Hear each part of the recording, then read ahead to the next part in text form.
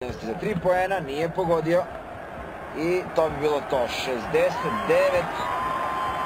69-63, pobjeda Panathinaikosa nad Crvenom zvezdom od 6 poena razlike u utakmici u kojoj nijedna ekipa nije uspevala da stekne prednost veću upravo od 6 poena.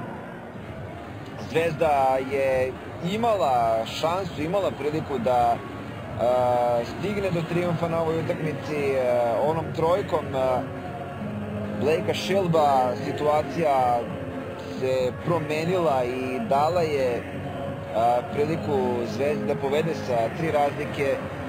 Međutim, sve što se kasnije dešavalo išlo je na ruku košarkašima Panathinaikosa, koji su trijumfovali i osigurali prolazak u top 16 fazu. Crvena zvezda je ovim porazom sebi zatvorila vrata top 16 faze, s obzirom da je situacija u grupi D posle ove utakmice takva da Makabi i Lokomotiva dele prvu poziciju sa 6-2 skorom.